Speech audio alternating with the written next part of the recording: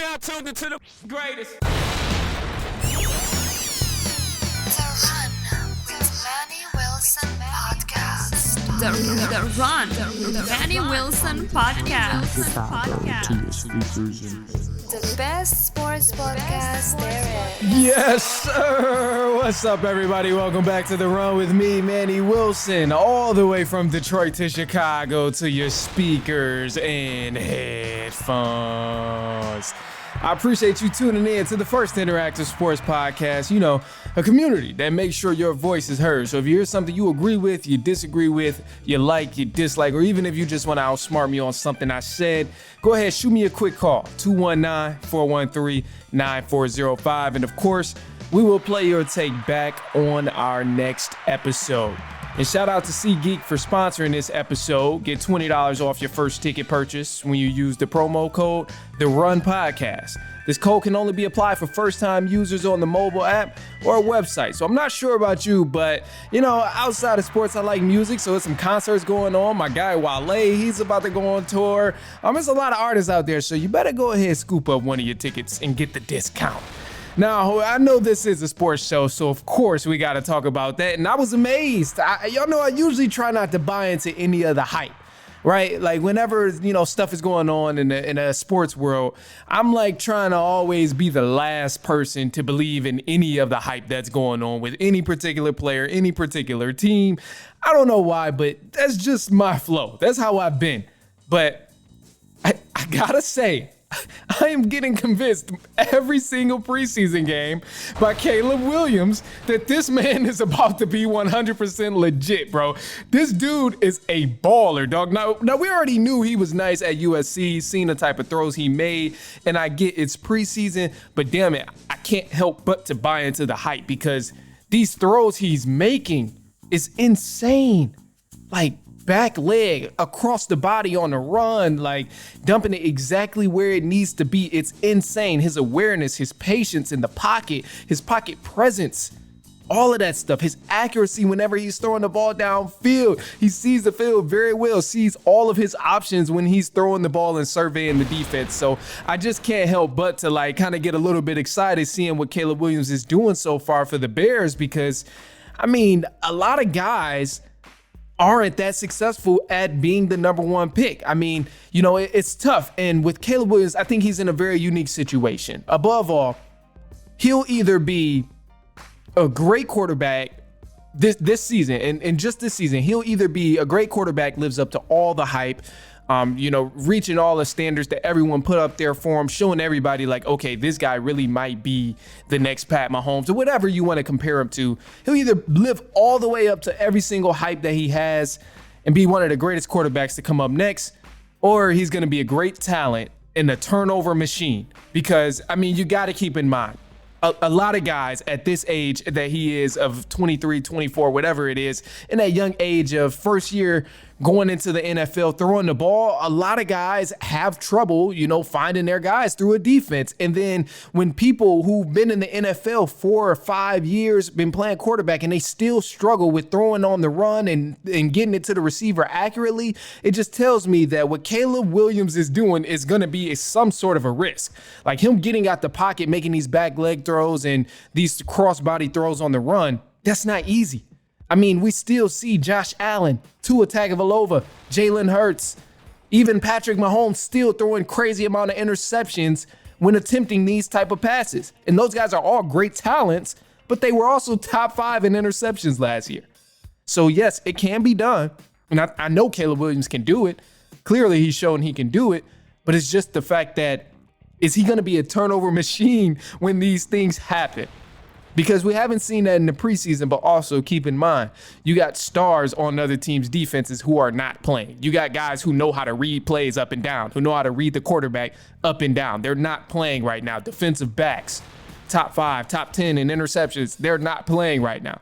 The pass rush is not going to be as strong because guys aren't at full strength when you're going against these teams. So you got to keep that in mind, but again, I 1,000% expect Caleb Williams to give us more plays like the ones we've seen, these crossbody throws and just putting it right where it needs to be on the run. But above all, I would be even more impressed if he does this and continues to limit his amount of turnovers, because that's what's really going to be the secret sauce right there. A lot of guys can make these throws, and we pick and choose when we want to get hype. Unfortunately, I don't know why, media does that, but guys like Caleb Williams, Pat Mahomes, Tua Tagovailoa, Jalen Hurts, Josh Allen, the thing that separates all of them from Pat Mahomes and Lamar Jackson is the fact that those guys, Pat Mahomes and Lamar Jackson, can throw on a run and they limit their turnovers. They limit the amount of interceptions, the fumbles, and all of the silly things that they have. And that's a huge deal breaker right there. But ultimately,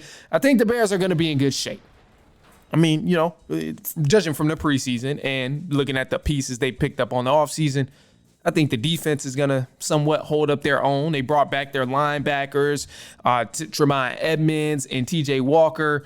Those guys are going to be a huge help. And above all, man, they got a new defensive coordinator. It's kind of some things up in the air. But the last thing I'm worried about, I mentioned the defense just because the last thing I'm worried about is the offense and what they can do. I'm sure we're going to see the Bears score the ball. That's going to be the main source of entertainment, is watching the Bears offense go to work with Caleb Williams and all the receiver options there. But the main thing is that defense going to really step up to the plate and make something happen, because you just never know. You never know. And we've seen over the course of the past few years, that's been the case, where the defense has struggled and the offense just so happened to struggle as well. So we'll see. But I guess you can say I'm buying into the hype. I guess you can say I've officially bought into the hype of Caleb Williams and what he can do, because this is insane. Watching these throws that he's making is insane, man. Not a lot of guys can do it, but it takes a lot. It takes a lot to actually be able to do it in the game, man? Like, it's crazy. So other than that, look, man, we got a voicemail call here because I was talking some trash about Dak Prescott, and, it wasn't sitting right with everybody who heard it. So I got the voicemail here. He had to go ahead and say something, get it off his chest regarding my comments toward Dak Prescott being a top 5 quarterback. Here it is. Let's hear what he had to say. What's going on, Manny? This is JB. I've been on your show before. What's the deal? I'm not going to take too much of your time, but I wanted to chime in on the Dak Prescott elite conversation you were having. My humble opinion, Dak Prescott, as well as the Dallas Cowboys organization, are overrated. In the past 7 to 8 years, Dak has a 2-5 playoff record. So I know you had mentioned that he has more touchdowns, more yards, better completion percentage, less interceptions than quarterbacks such as Jared Goff, Patrick Mahomes, Brock Purdy, Jordan Love. But he doesn't have the playoff success that those guys have. I look at his playoff resume. I see a lot of one touchdown performances. He's never gotten past the divisional round. So that's why I feel like Dak Prescott is overrated. At the end of the day, it falls on the quarterback to help push and propel your team to the playoffs. You should get better as the playoffs come around. Your stats shouldn't shrink once you get to the playoffs. Yeah, that was my time. Thank you for having me. Okay, so you know what? Facts. You speaking facts on there, JB. I appreciate that. Okay, so look, man, here's how I'm going to address that, because there was a lot of facts about the playoff performances. That's usually where we always give Dak a lot of hell, from his playoff performances. As you just mentioned, they've been shit. He has not been able to win in the playoffs. The Cowboys haven't had a playoff win in years, I think maybe even a decade or so. But they've been bad for some time every time they show up in the playoffs. However, the only thing I can mention in that conversation of what he does in the postseason, I don't think it's all on him. I think it's part of the team. And you look at last year's game when him and CeeDee Lamb was just not on the same page. They did not get it cooking together. And you can't fully blame Dak for that. You can't fully blame CeeDee Lamb, because it was just clear that guys just weren't on the same page. People were running the wrong routes outside of CeeDee Lamb. But obviously, it's harder for Dak to target those guys and get the ball where it needs to be if, people are running the wrong routes and the game is just not flowing on all cylinders for everyone else. It'd be different if Dak was missing wide open throws. or he was just overthrowing these wide open touchdown balls. That would be different. Then I wouldn't have anything to say. And while that may have happened on a play or two, that's not usually the case, or that wasn't the case throughout the game that we've seen. And especially in these playoff performances, that definitely wasn't the case. It's usually always an additional factor to Dak playing bad, whether it's guys dropping passes, running the wrong routes, the O-line not being there, or the defense giving up more points than what the offense can produce. So I 100% agree. Hey, playoff wins is important. You need those. I mean, you shouldn't be considered a great quarterback if you're not winning, but also I disagree with that logic all the time, because then that we kind of fall into a slippery slope of, is Aaron Rodgers a GOAT? Because he's only had one Super Bowl win, and Tom Brady has 7 Super Bowl wins. Like, then we kind of get into that debate, because even though Aaron Rodgers hasn't been winning as much as Tom Brady, he damn sure has just enough skill. So I can't help but to think about that when I'm saying, all right, well, this guy doesn't have the playoff wins behind it. He's not winning in the postseason to really help his team. It's hard to go down that slippery slope. But again, I understand what you mean to your point of you got to win as a quarterback. And no way in hell will I ever put him over Pat Mahomes, or if I had to start a franchise, I'm not taking him over Joe Burrow and a lot of other guys in the league, maybe from how I would want to run my offense. But based on last season and the production that he's been having over the course of the past maybe 3 to 4 years, Dak has, skill-wise, he's up there in the top 5 based on last season and coming into this upcoming NFL season. I still stand on it. That he's a top 5 quarterback. So, that's just my thoughts, but that was a great perspective, JB. I, of course, appreciate you calling. Anybody heard this and they're like, you know what, I want to chime in on, is Dak a top 5 quarterback, and who else is a top 5 quarterback? Go ahead, shoot us a quick take. 219-413-9405. Go ahead, call us, and then, of course, we'll play your take back on our next episode.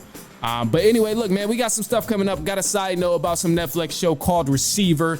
And then also, too, San Francisco 49ers Brandon Ayuk, he has requested a trade from the San Francisco 49ers. So we'll touch on that in just a second. Don't go anywhere. It's halftime. We'll be right back.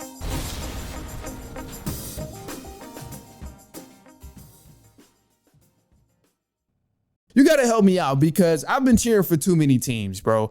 I really think I might be a bandwagon. I don't know if I'm a bandwagon. I'm a firm believer that I'm not a bandwagon. I've been saying, I'm not a bandwagon at all. I got teams that I cheer for. I have my team that I abide by and the team that I stand by, So if you ask me, somebody asks, hey, who's your favorite NFL team? I'm going to tell you who it is. I'm like, yeah, I rock with the Atlanta Falcons. But here's where I think I'm a bandwagon. Because I cheer for my hometown team, true hometown team, Detroit Lions. Then I cheer for my other hometown team now, the Chicago Bears. And then I'm like, oh, damn, I like the Ravens. They got the Lamar Jackson, the black quarterback. I need Lamar Jackson to thrive, different type of play style. Oh, damn, I like the Baltimore Ravens.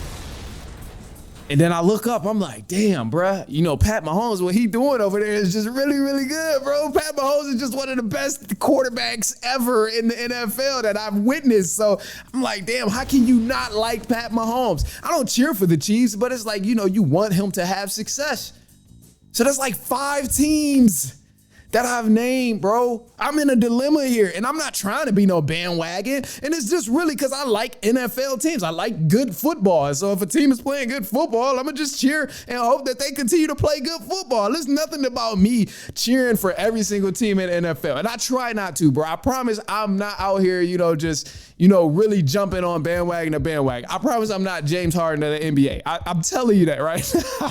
There's no way I'm really doing all of that. I just like multiple teams, bro. Can you blame me? Am I wrong for that? Like, am I wrong for really, cheering for good football teams and hoping that these good football teams continue to play good football? Not that I'm saying, I'm riding with Cleveland because they're good, or I'm riding with San Francisco because they're good, or I'm gonna jump on the bandwagon of the Lions because they're good. That's not what I'm doing. I'm just saying, like, if the Tennessee Titans are playing good football, I'm gonna embrace it. I'm gonna embrace that they playing good football, bro.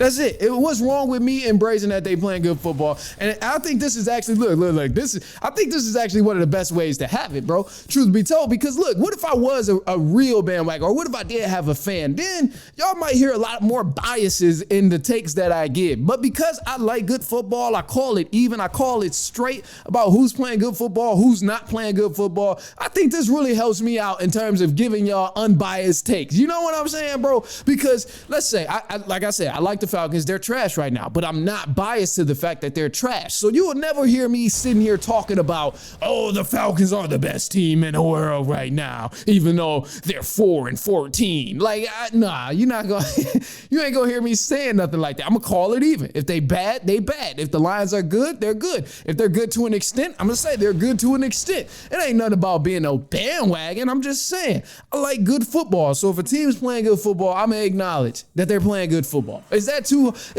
too hard to respect? You get what I'm saying, bro? It can't be that hard to respect, you know? I don't think I'm a bandwagon. Now, I will say with other sports, I do have my select favorites. Like in the NBA, I'm a diehard Pistons fan. I represent as a diehard Pistons fan. I will always rep the Pistons no matter what goes on with the Detroit Pistons. They will always be my number one team, no matter what. They're always going to be my number one team. But outside of the Pistons, I do have a secondary hometown team. They'll never, ever surpass the Pistons just because of the impact the Pistons that had on me. Because, I mean, even though I live over here where it's Bulls County, Bull Nation, all of that stuff, you know, Chicago Bulls, they will never, ever, ever, ever surpass what the Pistons did to me through my childhood. That sounds wild. That sounds wild. But the impact the Pistons have brought to me as a child, it would never, never, never surpass that feeling. Even if they won a championship, I would say, okay, Bulls are a good team. You'll see me in a Bulls hat, Bulls gear, whatever. But, you know, sometimes I just do that just to match the outfit. That ain't nothing. But deep down, I'm going to always say the Pistons is the best team. With the NFL, I just don't have that type of attachment, I guess. I mean, I like good football. I'm a fan of the sport. I'm a fan of watching different players thrive in the NFL. I'm just rooting for everybody in the NFL. So, I mean, ain't nothing wrong with that. I mean, it's just I don't have that type of attachment. So, I guess the result of that is me potentially being a bandwagon. But you will never see me jump bandwagon to bandwagon. I'll put it that way.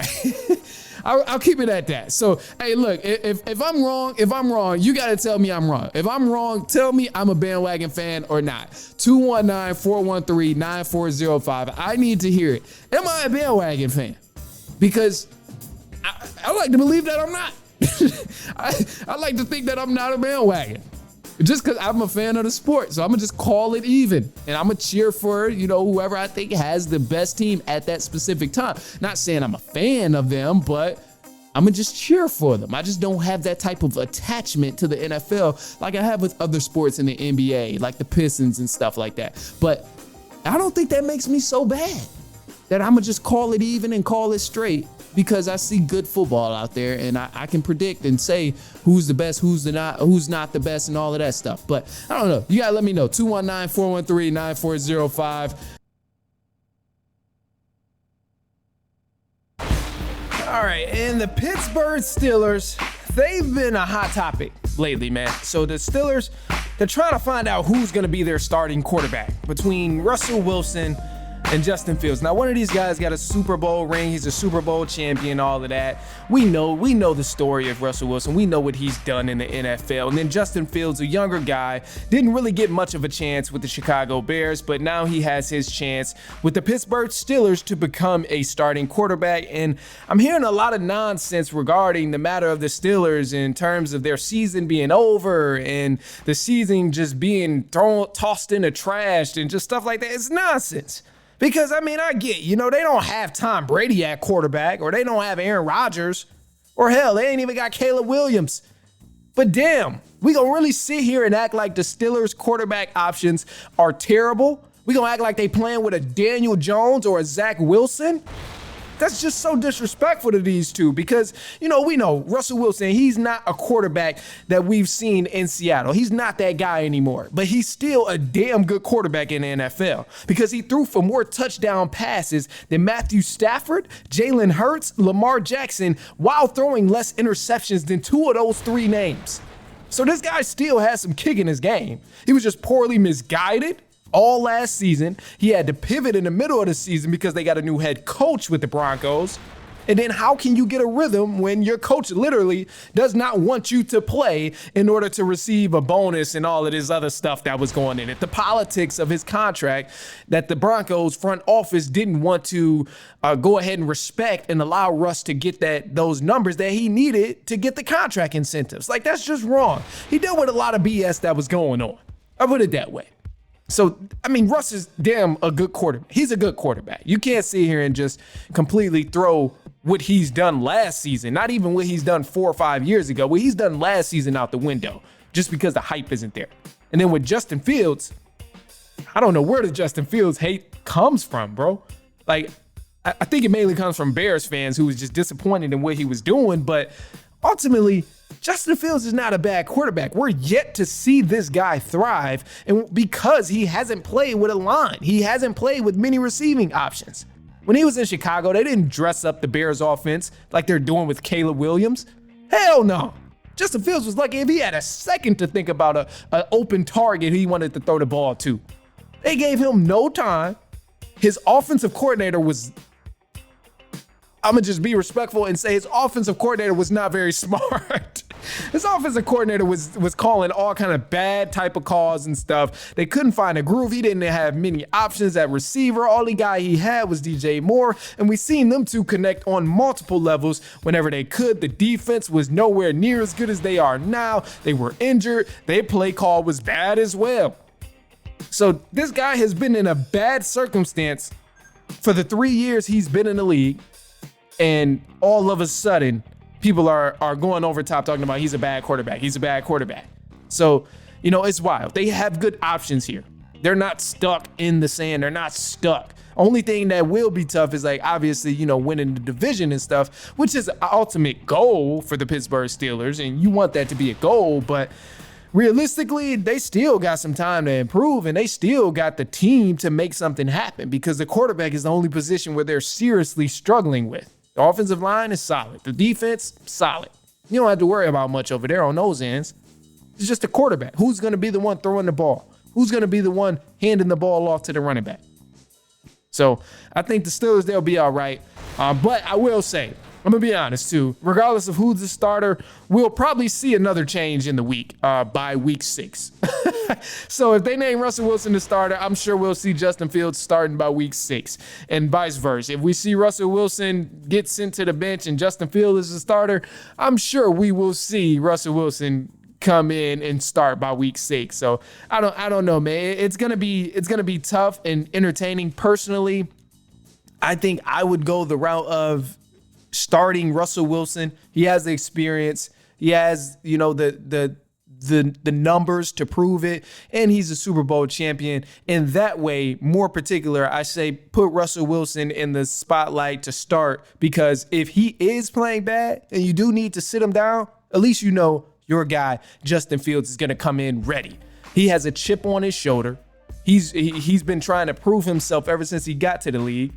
People said he was a bad quarterback. They said he was a bust, waste of time, waste of a draft pick. All that, they've been clowning him just because he had a bad run-in with the Chicago Bears who didn't do anything for him. So Justin Fields coming off the bench, he's going to come out with some fire underneath his belt, and then he'll be ready. Versus where Russ coming off the bench, he might feel a little hurt about that. He might want to go somewhere else. You know, he's an older guy. He's on his way out the league pretty soon. So, you know, that's the way I would look at it. But ultimately, hey, Steelers, they better get it together, because by the time they get past week 6, that's when they're going to start seeing them division matchups, and it's going to get real tough by then, because you're going to have to play the Bengals, the Browns, the Ravens. You're going to be seeing some dogs by then. This first 6 weeks is easy for you. Or I ain't going to say easy, but you got some subpar teams in here. Falcons is not one of them subpar teams, but Broncos, Chargers, Colts, Cowboys, Raiders, those are the teams you see. But after that, oh yeah, it's going. You got to see the Bengals twice.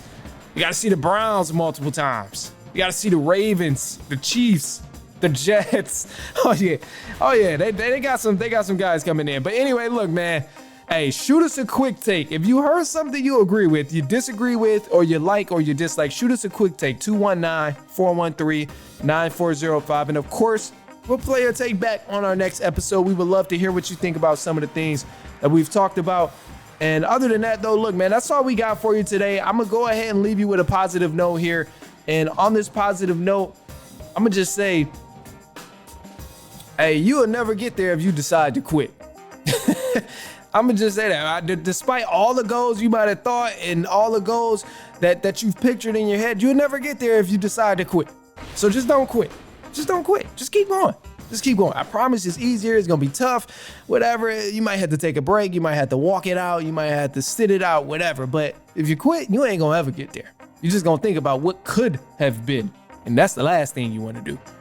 All right, look, other than that, man, hey, that's all I got for y'all today, man. Share this with a cousin, a brother, an aunt, an uncle, a niece, a nephew, a coworker, a friend, a family member, anyone you know, a neighbor who may enjoy anything I talked about. Just go ahead, shoot it their way. I promise you they not gonna mind. If anything, they'll say, thank you. That dude was dope as hell, bro. All right, look, man, I'm up out of here. And I didn't forget. I know some of y'all are probably going to be like, damn, what happened to the AFC predictions? I didn't forget about that. We're still going to do the AFC predictions, but got to space it out a little bit because the season is coming up, but I need to time it perfect. But it'll be here this week, so don't worry about it. I know I said that last week, but I promise it'll be here this week. All right, look, man, other than that, I'm up out of here, and I'll see y'all later on this week, and so on and so on and so on.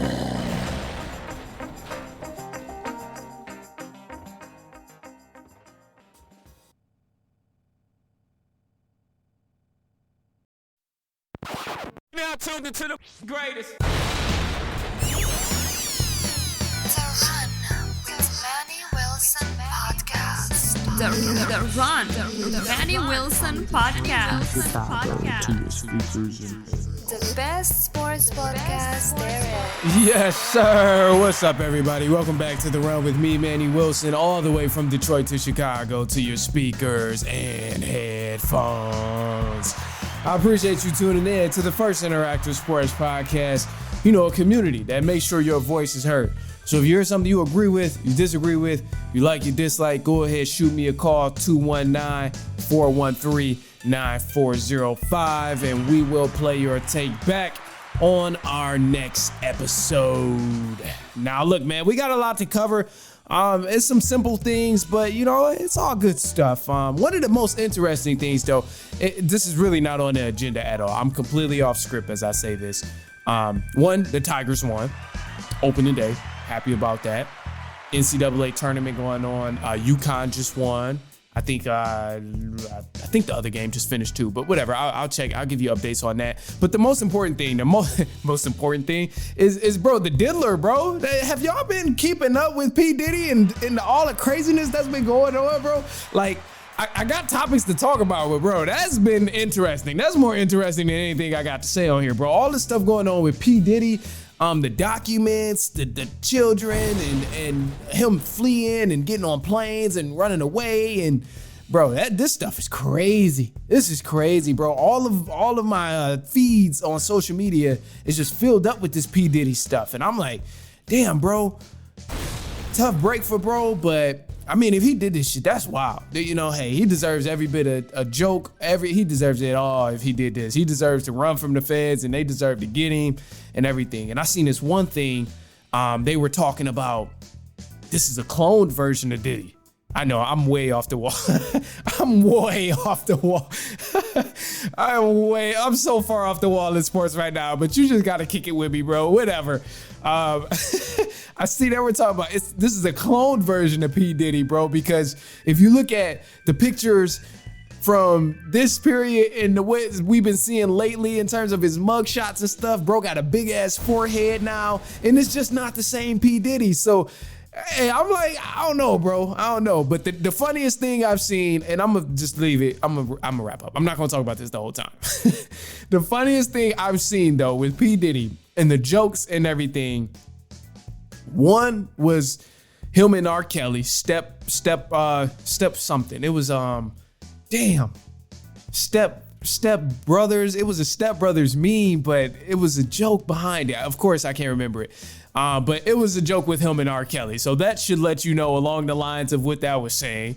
And then the other one was because P. Diddy is always the Joker for Halloween. Bro, they've been calling this man the Diddler. The Diddler. I'm like, bro, this is crazy. They've been making soap operas and stuff. Like, this is going to be a soap opera called The Diddler and Did He Do It? Like, bro, come on, man. That's kind of silly now. Did he do it? Come on, bro. Like, that's silly to me. But look, all right, I'm going to cut to the sports. I'm going to leave it alone. But I had to talk about, it's so damn fascinating to me. But anyway, look, the NFL, bro, they're still in Christmas. Typically, the NBA is always on Christmas. They have Christmas Day. We know the big games are happening on Christmas. The big stars are happening on Christmas. But recently, the NFL announced they'll be playing 2 games on Christmas Day. And although they usually never play any games on Wednesday, and they typically try to avoid playing games on Wednesday, Christmas so happens to fall on a Wednesday. And they said, to hell with all of that. We playing this game on Wednesday. Now, from 1948 through last season, there's only been 2 Wednesday NFL games in history. So, what I'm speculating here is that the NFL is trying to in a slick way, creep in Wednesday night football. Because the reason I say this is we seen this happen with the Saturdays. Last year, they implemented Saturday football, and I was like, where the hell did this come from? Like, football on a Saturday during college football? Why would the NFL do that? And then now this season, they're running it back. Got some more Saturday games in line, and that's going to be happening. We've seen the overseas games. They talked and they announced that there's going to be Friday night football happening a couple times throughout this season. The opener in week 1 with the Eagles in Brazil is going to be a Friday night football game. So they got Sunday, Monday, Thursday, because Thursday night football, Saturday, and now they just announced Friday. So, bro, they spreading out a lot in the NFL. I'm not mad at this because I'm like, bro, get your money. Hey, you're getting a good ratings, all of that stuff. Get your money if you can really capitalize on the viewership and the deals that can come along with this. The thing that I'm worried about more so is the durability of players and the investment of the audience to actually watch every day of the week if this continues to happen, because I think it's going to happen. The NFL lied when the streaming services stuff was happening and said, oh no, this is a one-time thing. And now we can't even watch a game outside of Peacock and Amazon Prime. So I think this is going to end up being a long-term goal of the NFL's is to have games happening weekly, but the more games you play in a week, the less recovery time guys are going to have. So with this whole Christmas Day thing going on, there's going to be teams that play 3 games in 13 days. And that's a lot, bro. That's putting a lot on guys' bodies. They're going to have these knick-knack injuries. And, I'm just concerned if they'll be as durable as you want them to be, especially when the NFL cries, safety, safety, safety, no hip drop tackle. You can't hit them like this. You can't fall on the quarterback. You have to wrap them up this way. You can't touch this guy. You can't touch it. Like, they do all this crying stuff, but yet they're giving these guys less recovery time to play football games. So that's one concern right there. The other concern I have is that Sunday is the perfect day to watch a football game because a majority of people aren't really at work. Most people have off. Obviously, there's a good portion that do work on Sundays, but even Saturdays, the weekends are pretty much solid. I'm okay with any weekend football going on in the NFL because typically that's when people have the least amount of distractions that they have to attend to. On the weekend, you don't have to worry about a lot of different things happening outside of things that were already planned. But Sunday is the golden day. Because it's been happening for years, people know they want to sit in front of the TV and watch NFL Sunday. That's one thing. But when you start adding Monday, Wednesday, Thursday, Tuesday, all of these different days during the week, people are busy, bro. People work 9 to 5s, damn it. People got kids. They got to make sure their car get fixed. They got to go to T-Mobile and make sure their cellular service is right. They got to go get some furniture for the new crib. They got to do all kind of stuff during the week. And adding a football game might backfire. I'm not saying it will, but it does have the potential, because this is the same reason that a lot of people struggle to follow the MLB and the NBA, because there's so many different games in this long season. So there's just so much happening that people aren't really able to attend to during the week. So because the NFL has always been once a week, you were getting it Sunday, and then at an extracurricular, you get Monday and Thursday, and you might miss those games if you are busy during the week, but for sure you are going to be able to watch Sunday night football. When you start adding Monday, Tuesday, Wednesday, Thursday, Friday, every day during the week, it get a little hectic. So that's my only other concern with that area, is because, it can get tough for people to follow and keep up with. So as far as the NFL doing that, obviously we see they have a plan and how they're going to implement this stuff and roll it out. But what's tough too with the Friday night football is when these teams go play in different countries, it's not even on channels we can watch. Like, we're going to have to figure out how we watch this game, because I think you have to be an NBC subscriber to watch this Eagles game in the opener of week 1. So, it's weird, bro. It's weird. And obviously the NFL is going to keep dropping stuff about it, but ultimately they finessed the NBA. Long story short, they stole Christmas.